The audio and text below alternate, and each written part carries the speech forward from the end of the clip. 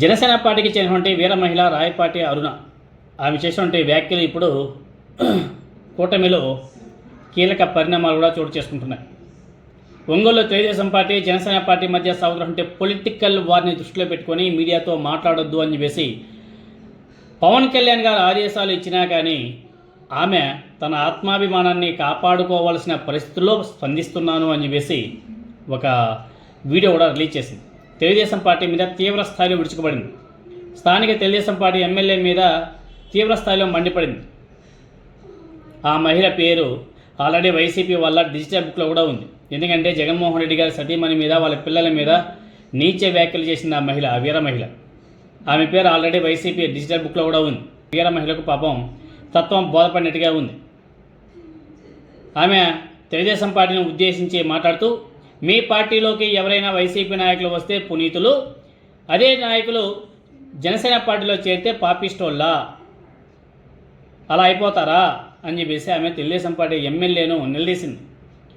జనసేన పార్టీలో చేరిన తర్వాత బాలినేని శ్రీనివాసరెడ్డి గారు మీకు చేసినట్టు అన్యాయం ఏమిటి అని చెప్పేసి ఆమె ప్రశ్నిస్తుంది.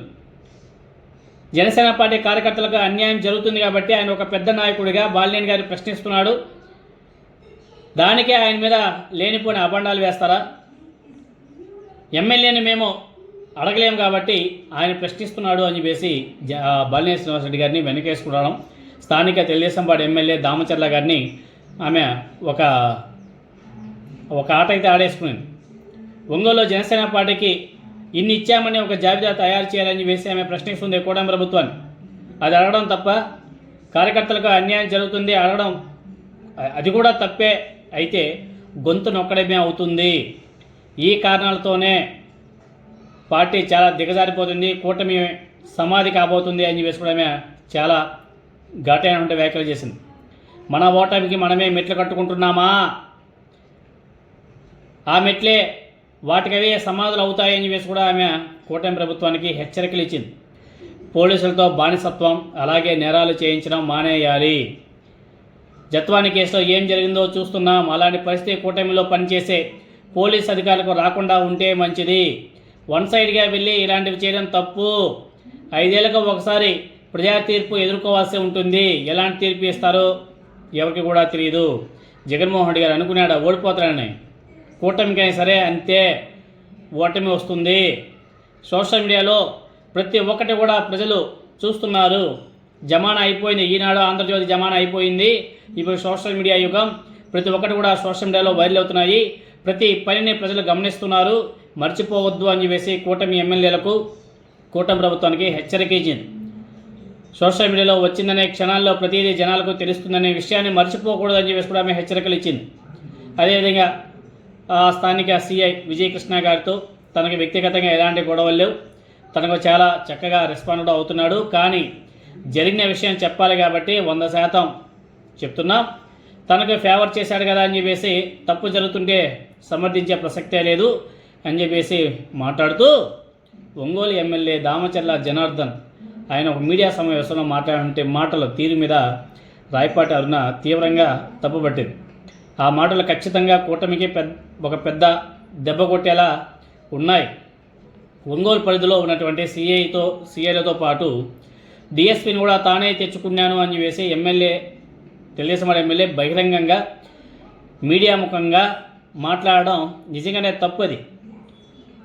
నేనే తీసుకొచ్చి పెట్టుకున్నాను, ఏం చేసుకుంటారో చేసుకుని అని చెప్పేసి ఆయన మాట్లాడే మాటల్ని నిజంగానే చాలా ఘోరం. అసలు కూటమి అధికారంలోకి రావడానికి తాను కష్టపడినా స్థానికంగా కనీస ప్రాధాన్యం కూడా ఇవ్వలేదని చెప్పేసి ఆమె మాట్లాడుతుంది. అదేవిధంగా ఆమె ఇంకొక మాట అయింది, మీరు సిఐలను డిఎస్పీలను మీరే నియమించుకుంటున్నారు, మీకు కావాల్సిన పనులు మీరందరూ కూడా చేసుకుంటున్నారు కదా. పోలీసులారా కొద్దిగా జాగ్రత్తగా ఉండండి, మీ పని మీరు చేయండి, మీ డ్యూటీలు మీరు కరెక్ట్గా చేయండి, law and order as per రాజ్యాంగం ప్రకారం వెళ్ళండి. అంతేగాని ఎమ్మెల్యేలు చెప్పారు, వాళ్ళు చెప్పారు, వీళ్ళు చెప్పారని చెప్పేసి ముందుకు వెళ్తే మాత్రం ముందు చాలా కీలక పరిణామాలు కూడా ఉంటాయి అని చెప్పేసి ఆమె హెచ్చరిక ఇచ్చింది. సో దామచర్ల గారు ఆ మాట మాట్లాడింది కూడా తప్పే, అలా వివరించడం కూడా తప్పే. దాన్నే ఆమె చాలా సూటిగా ఖచ్చితంగా మాట్లాడడం జరిగింది. మరి ఆమె ఈ విధంగా మాట్లాడడం వల్ల రేపో మాపో జనసేన పార్టీ నుంచి ఇంత పెద్ద లెటర్ రిలీజ్ చేస్తారేమో, అమ్మా నువ్వు వెళ్ళిపో బయట అనేసి. చూద్దాం ఒకవేళ ఆమెను బయట గెంటేస్తే మరి ఆమెకి దిక్కేది, ఏ పార్టీలోకి చేరుతుంది? ఆమె ఇంకొక మాట అన్నదయ్యా, పెద్ద పెద్ద నాయకులు అంటే పార్టీ ఓడిపోతే, కూటమి ఓడిపోతే పెద్ద పెద్ద నాయకులేమో బెంగళూరు, హైదరాబాదు, ఢిల్లీ, అమెరికా ఎక్కడెక్కడ పారిపోతారు, మేము ఇక్కడే బతికే వాళ్ళం, ఇక్కడే కూడు సేద్యం చేసుకొని బతికే వాళ్ళం, మా పరిస్థితి ఏమిటి అని చెప్పేసి కూడా ప్రశ్నిస్తుంది ఆమె. అంటే ఆమెకు అవగాహన అయితే ఉంది, మళ్ళీ వైసీపీ వస్తే మన పరిస్థితి చాలా డేంజర్గా ఉండబోతుంది. ఆల్రెడీ మన పేరు వాళ్ళ డిజిటల్ బుక్లో కూడా ఎక్కించుకొని ఉన్నారు కాబట్టి మన పరిస్థితి చాలా ఘోరంగా ఉండబోతుందని చెప్పేసి ఆమె ముందుగానే ఊహించుకుంటుంది.